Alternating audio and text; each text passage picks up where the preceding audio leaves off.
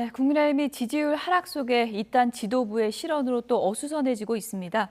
오늘은 정치권 각종 이슈의 핵심 이분께 들어보겠습니다. 태영호 국민의힘 최고위원 모셨습니다. 어서 오세요. 예, 반갑습니다. 이제 지도부가 되셨으니까 예. 당내의 가장 중요한 현안인 이 질문부터 좀 드려야겠습니다. 예. 지금 당 지지율이 성적표가 굉장히 안 좋거든요. 예. 어떤 원인 때문인 것 같으세요? 일단 지금 현재 당 지지율과 정부의 지지율이 지금 연동되어 있습니다. 정부 지지율이 예. 빠지면 당 지지율도 지금 빠지고.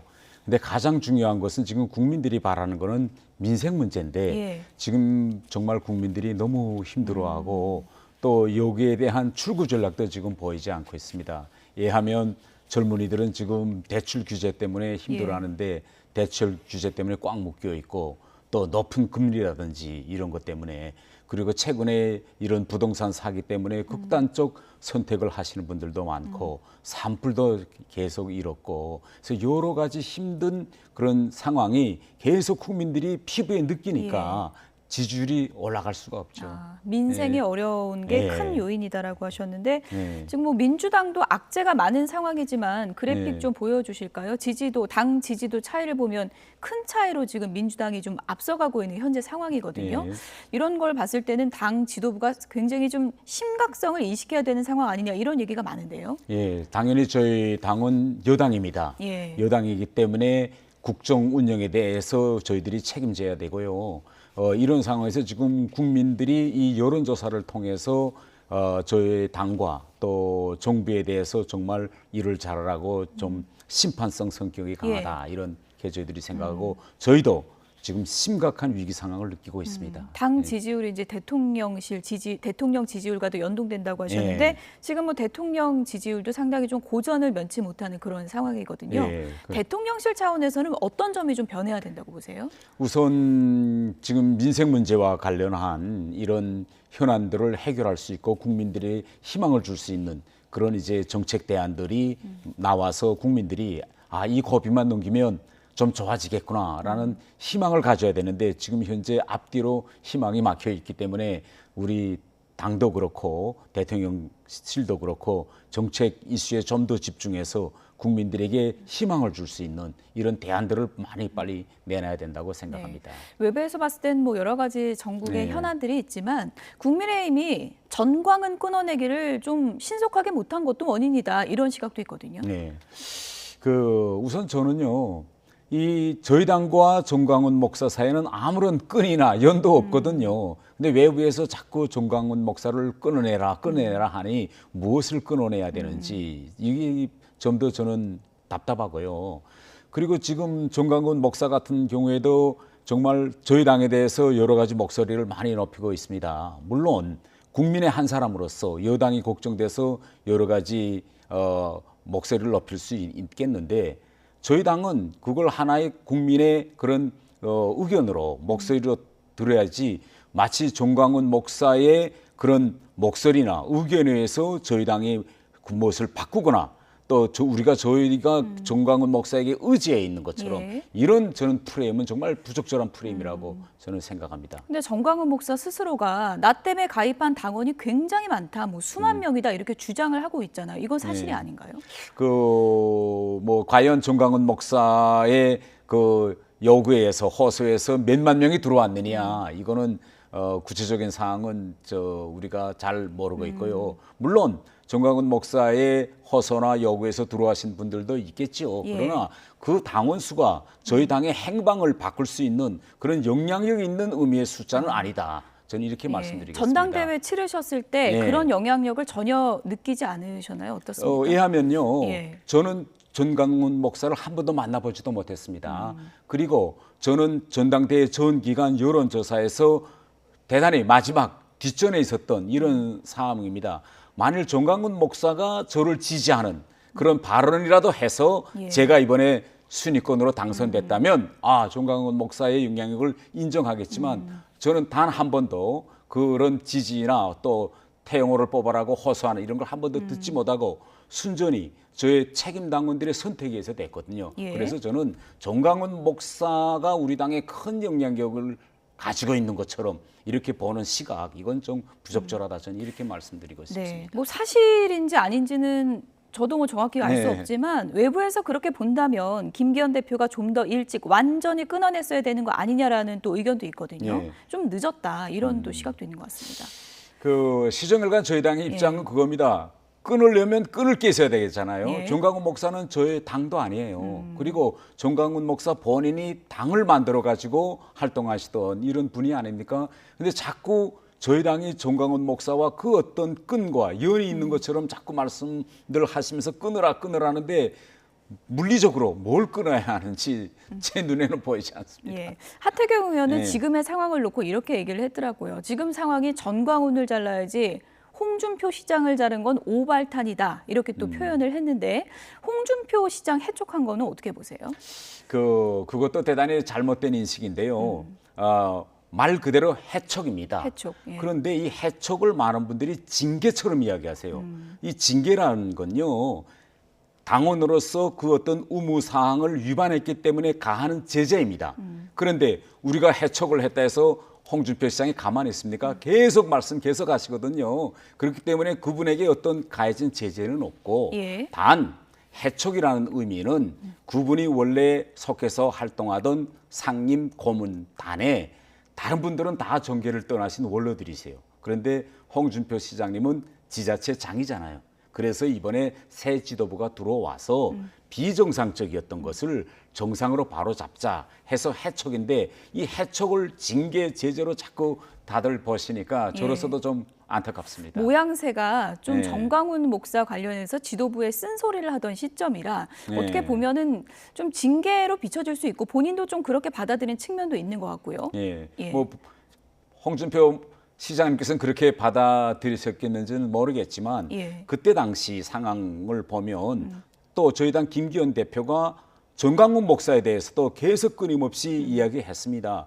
또 홍준표 시장님을 위촉을 해촉했을 그 당시에 딱 뭐 이것과 정광훈 목사에 대한 쓴소리로 연결시켜 보는 건 아니다. 왜냐하면 해촉 이미 전에 저희 새로 구성된 당 지도부 내에서 이제는 상임 고문단에서 지자체장은 나가야 된다는 그런 공감대가 있었습니다. 예, 홍준표 시장이 SNS에 이제 나는 입을 닫고 있을 테니 당 지지율 60% 만들어 봐라. 또 이제 이런 글을 올리기도 했는데 앞으로도 그러면 뭐 지도부나 당에 대해서 쓴소리를 계속 해도 뭐 얼마든지 수용할 수 있다 이런 입장이십니까? 당연히 그 예. 홍준표 시장님도 저희 당 당원이고 저희 당 당원은 당 지도부에 대해서 자기 의견을 그 어느 때든지 개진할 수 있습니다.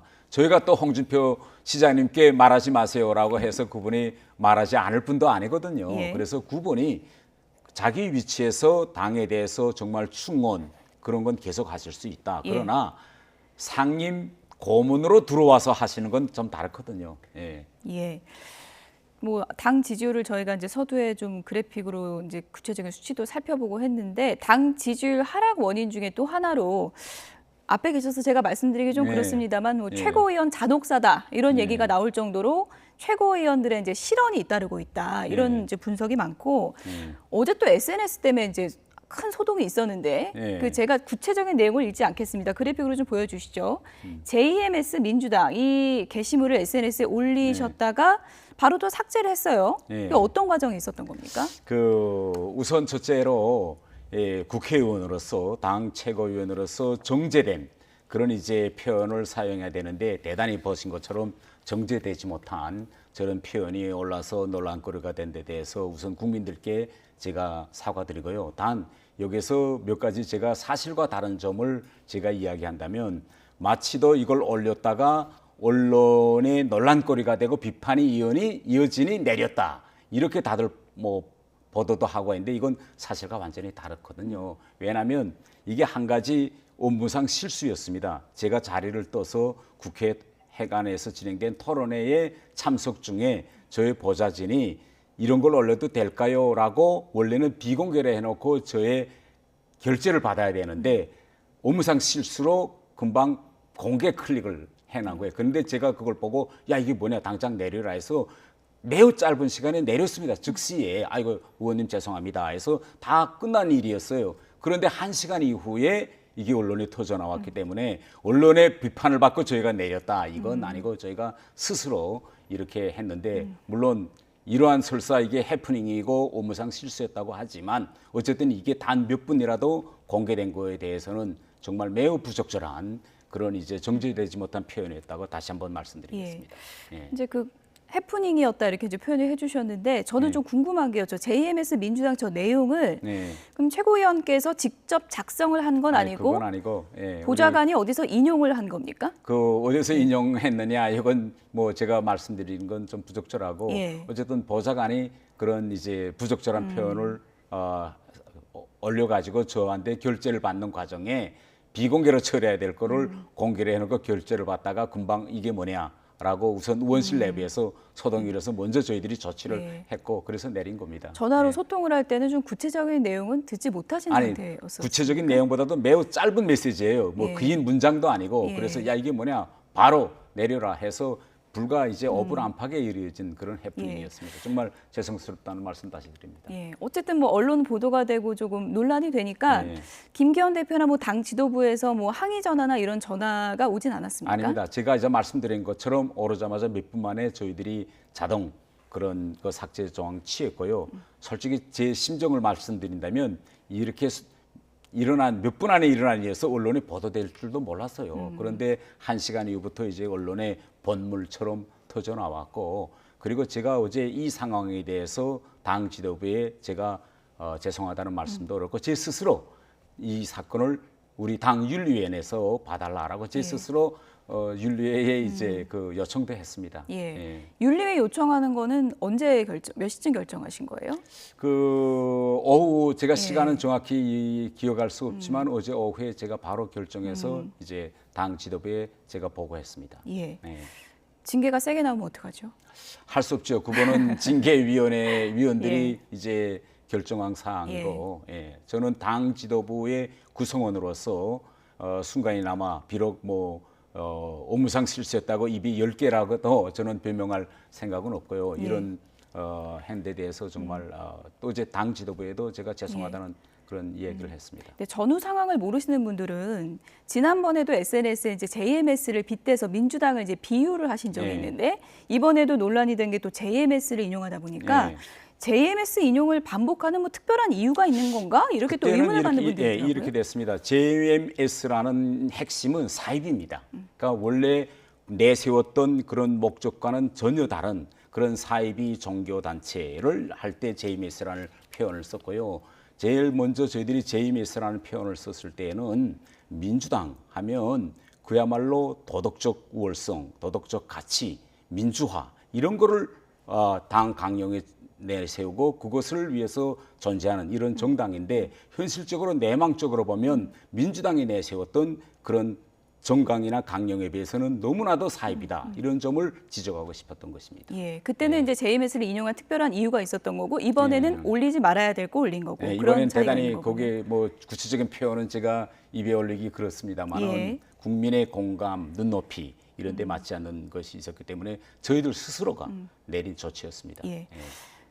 위원님 설화 논란 지금 얘기가 나온 김에 이것도 좀 여쭤봐야 예. 되겠습니다. 예. 제주 4.3 관련한 발언도 이제 논란이 된 바 있는데 예. 유족 만남을 추진하고 있다 이런 보도도 예, 있어서요. 옳습니다. 사실입니까? 사실입니다. 원래 제가 지금 이 시간에 이 자리에 있는 게 아니고 원래 오늘 제주도에 가기로 돼 있어서 예. 일정을 조율하고 있었거든요. 그래서 지금도 지난 주말에도 거기에 계시는 분들과 계속 소통하고 앞으로도 계속 소통해 나갈 겁니다. 예.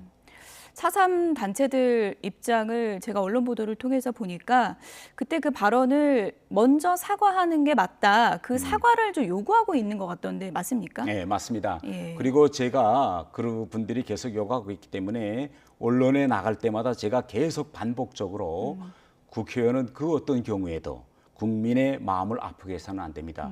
제 발언 때문에 마음에 정말 상처를 입었거나 그 정말 마음에 그저 고통을 당하셨다면 정말 죄송합니다라고 제가 끊임없이 계속 지금도 이야기하고 있습니다.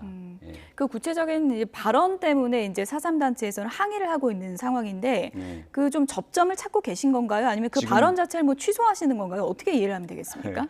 지금 저희 당에서는 예. 그와 관련한 논란을 제가 자꾸 키우지 말라고 저에게 주의 조치도 예. 이었습니다. 그래서 뭐 구체적인 내용까지는 제가 여기에서 예. 이야기하기에는 부적절하다고 저는 생각하고요. 예. 어쨌든 지금 저와 4.3 사건 그 피해자 그 유족분들 사이에 일부 영역에서 공감하는 것도 있고 또 서로 동의하지 않는 부분도 예. 있다는 건 사실입니다. 그러나 이러한 부분을 줄이기 위해서 제가 계속 소통하고 있고요. 사실 원래 소통이 잘 되었다면 오늘은 제주도에 가 있어야 예. 되겠는데 지금 여기 나와 있습니다. 예, 조만간 만나셔서 좀 진정성 있는 대화를 예.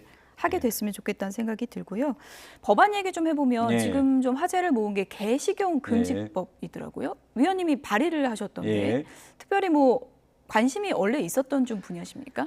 이 법안도 저는 법안을 제가 발의했는데 이걸 또 바로 프레임을 씌워가지고 아니 김건희 여사가 개식용 금지 발언을 하니 바로 이틀 만에 뭐 발의했다 이렇게들 보도를 나오더라고요. 시점이 좀 일부 분들이. 맞물려서 그런 것 같은데요. 솔직히 국회에서 입안을 하려면요 상당히 오랜 시간이 필요합니다. 그렇군요. 준비된 법안을 만들어 가지고 법제처에 보내야 돼요. 그럼 법제처에서 거기에 필요한 추계 계산 다 해가지고 보완을 해서 저희한테 보내오고 또 그걸 보내온 걸 가지고 의원실마다 다니면서 취지를 설명해서 10명 이상의 동의를 받아야 됩니다. 이 과정이요. 아무리 빨래도 평균 한 달이 걸려요. 그러니까 이미 저희들이 몇 달 전부터 내서 한 달이 돼 와서 저희들이 저 동의도 받고 했는데 마치도 국회에서 법안 만드는 걸 누가 만들어 하면 뚝딱 해서 하루 이틀 사이 입안하는 것처럼 생각하는데 이거 왜 이렇게 입안 과정을 이렇게 쉽게 생각하시는지 좀 안타깝습니다. 김건희 여사 의식한 게 절대 아니다. 예.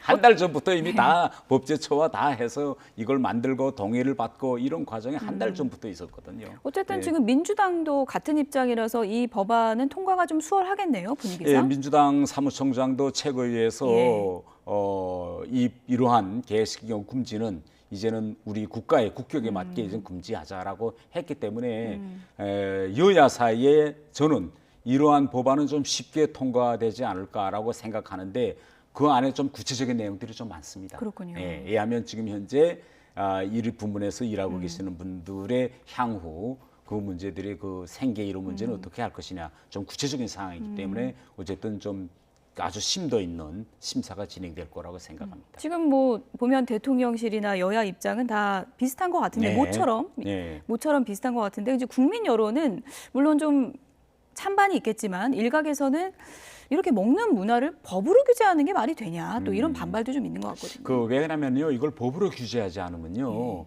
이런 지금 개 식용과 관련한 현상이 계속 진행될 수 있고 또 현실적으로 지금 며칠 전에만 해도 1,200여 마리의 개가 정말 잔혹하게 그렇게 살해되고 뭐 정말 동물 학대와 관련된 일들이 계속 나타나고 있습니다. 우리나라에서. 그런데 지금 우리는 부산 엑스포와 같이 이렇게 국제적인 행사들을 계속 유치하고 이제는 우리가 세계 10위권에 드는 선진국이거든요. 그렇기 때문에 이걸 좀 입법화해가지고 세계 10위권의 선진국에 맞는 걸맞는 그런 조치들을 해야 된다. 이걸 지금처럼 제도권 밖에 놓으면 이것을 우리가 퇴치하기에는 대단히 오랜 시간이 걸릴 것입니다. 위원님이 이 법 발의하셔서 제가 좀 개인적으로 궁금했던 건 예. 북에서는 어떻습니까? 북에서는 정반대입니다. 반대입니까? 북에서는 공개적으로 예. 국가가 운영하는 그런 이제 북에서 말하면 단고기 식당이라고 하는데 실제 말하면 개고기죠. 예. 그런 식당이 곳곳에 있고 그렇군요. 또 TV나 출판물 이런 걸 통해서 우리의 고유한 민족 문화의 한 영역으로 대단히 많이 장려하고 선전도 하고 있습니다. 북한도 반려견 많이 기르지 않습니까? 북한도 많이 기르죠. 예. 그런데 그런데 우리랑 분위기가 영 다르군요. 북한의 총적인 반려견 키우는 수는 예. 우리 대비도 안 되게 적고 반대로 개 식용과 관련한 인구는 또 대단히 많고 그래서 반려견 키우는 분들의 목소리는 전혀 이 입법이나 제도에 예. 반영되지 않고 있다 예. 이렇게 볼 수 있겠습니다. 북한 얘기 나온 김에요. 예. 위원님한테 제가 궁금했던 거. 김정은 위원장이 원래는 첫째가 아들이다 이런 얘기가 있었는데 여러 대북 소식통이 요즘에 아들이 없다. 또 이런 얘기가 들리더라고요. 이건 어떻게 좀 이해를 하면 됩니까? 저는 2016년에 한국에 왔는데 예. 와서 첫 번째 받은 질문이 아들이 있느냐 없느냐였습니다. 예. 그런데 저는 북한에 있을 때 아들이 있다는 소식을 한 번도 그런 얘기를 들어본 적이 없고 예. 또 해외에서 근무하다 보면 자식들이 아들일까 딸일까라는 걸 짐작해하는 여러 정황들이 있는데 예. 예하면 뭐 애들 뭐 완구를 사서 들여보내라든지 뭐 만화책을 보내라 이런 게 좀 그렇죠. 있으면 정황상 아 이거 마지가 아들이구나 딸이구나 하는 걸 우리가 좀 추측은 할 수 있는데 이렇게 마지가 아들이구나라는 정황은 제가 하나도 포착하지 못했습니다. 예. 그러니까 아들이 있다라고 확신할 만한 증거가 좀 부족하다 이렇게 예. 보시는 건가요? 예, 그렇죠. 저는 그렇게 예. 봅니다. 예. 그러나 김씨 일가의 그런 미성년 자녀들에 대한 거는 항상 극비로 최대 보안 사항으로 다뤄지고 있기 때문에 뭐 내일 당장 김주혜 말고 그보다 더 큰 오빠가 짜장하고 나타나도 전혀 새로울 것이 없습니다. 예. 예. 그런데 이제 김주애를 최근에 많이 이제 동행을 하고 또 예. 심지어 뭐 이설주 여사가 가지 않는 곳도 딸과 같이 다니다 보니까 후계 얘기가 계속 나왔잖아요. 예. 근데 만약에 아들이 없다면 이 가정입니다만 김주애가 후계자가 될 수도 있는 가능성이 있는 건가요? 그 뭐 가능성이 전혀 없다라고 말할 수는 없습니다. 왜냐하면 북한 체제는 최고 지도자인 김정은이가 결심하면 그 뭐도 다 될 수 있는 이런 시스템입니다. 단 앞으로 상황은 우리가 좀 더 두고 봐야 되겠는데 김주의 밑에 이제 앞으로 남동생이 뭐 있을 수도 있다 이런 가능성도 우리가 배제할 수는 또 없거든요. 예. 그런데 지금 현 상황을 보면 명백한 건 뭐냐면 김정은이가 지금 39살, 30대 후반이죠. 내년 되면 40인데 벌써부터 북한 주민들에게 앞으로 북한의 세습통치가 4대로 간다. 이것만은 지금 이번 기회에 계속 각인시키고 있는 거. 이것만은 명백합니다. 예. 김주애 등장과 더불어서 또 한 명 주목받은 게 김여정인데요. 예. 이제 김여정이 열병식에서는 굉장히 저 뒤쪽에 가 있었는데 최근에 또 이제 등장 화면을 보면 좀 보여주실까요?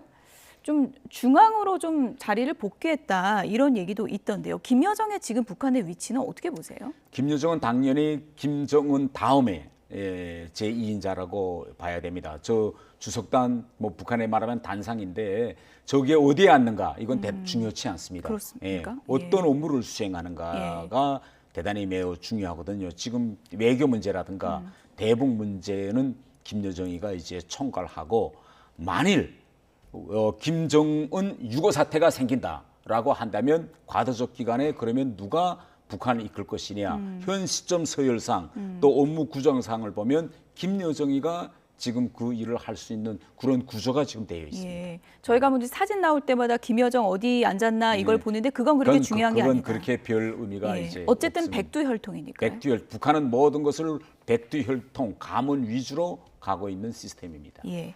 끝으로 이것도 좀 여쭤볼게요. 이제 한미 정상회담 예. 얼마 안 남아가지고요.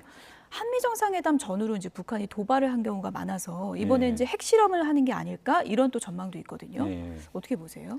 그 핵실험 카드는 북한에게 있어서 대단히 유용 가치가 있는 카드입니다. 예. 이 카드는 한미 간의 관계에서 써먹을 수 있는 카드뿐만 아니라 중국과의 관계에서도 대단히 유용한 카드입니다. 그런데 얼마 전에 중국 시진핑 주석이 김정은에게 편지를 보내면서 전략적 소통을 계속하자. 그리고 북한과 중국과의 관계를 아주 좋은 방향으로 인도하자. 이런 예. 새로운 표현들이 있어요. 근데 예. 여기서 전략적 소통을 강화하자. 이거는 핵실험과 같은 그런 전략적인 결단은 꼭 중국하고 합의하에 하자. 이 표현입니다. 예. 그게 전략적 소통이거든요. 예. 그래서 이 7차 핵실험을 만약 북한이 한다면 예. 적어도 시진핑과의 물밑 사전 조율이 있어야 가능합니다. 더 그런데 어려워진 건가요, 조건이? 그러니까 이걸 가지고 예. 어렵다기보다는 예. 이걸 김정은이가 어떻게 활용하는가 이게 이제 달려 있겠죠. 근데 이 활용 여부에 따라서 북한이 어려운 현 식량 사정이라든가 경제 사정을 극복할 수 있는 출구가 될 수도 있고요. 그러니까 중국 의견제에서 미국의 부탁을 받아서 핵실험 하지 마라고 북한에 계속 요구하면 그에 대한 대가를 요구할 겁니다. 예. 북한은. 그래서 이건 전략적 카드이기 때문에 김정은이가 윤석열 대통령의 미국 방문 시점에 맞추어 훌 던질 거다. 예. 이거는 너무 이제 섣부른 예단이다. 이렇게 저는 생각합니다. 최근에 뭐 고체 연료 ICBM 네. 발사까지 하는 북한이니까 도발 강도 굉장히 높이고 있는데 끝으로 네. 간략하게요. 한미 정상회담에서 북핵 해법으로 한미가 이것만은 좀 결단을 해야 된다라는 부분이 있으면 어떤 걸까요? 우선 첫째 미국이 북한의 핵을 사용한다면 핵으로 북한을 응징하겠다. 이런 말을 계속하고 있습니다. 예. 그런데 현실적으로 들어본다면 북한의 핵을 사용했을 때 미국이 핵으로 어떻게 북한을 응징하겠다는 군사적인 작전 계획은 없습니다. 근데 모든 전쟁은 그런 작전 계획이 있어야 실행에 옮겨지기 때문에 이번에 윤석열 대통령이 미국을 방문했을 때 확장 억제력, 실행력 이게 핵이거든요. 실행력을 높일 수 있는 구체적인 방안, 우리 국민들이 듣고 좀 마음의 안정감을 가질 수 있는 그런 구체적인 방안을 좀 더 내놨으면 좋겠습니다. 네, 오늘 전국 현안과 북한 얘기까지 해봤는데요. 다음에 위원님 논란 얘기 말고 좀 좋은 얘기로 예. 찾아뵙겠습니다. 지금까지 태영호 국민의힘 최고위원이었습니다. 고맙습니다. 예.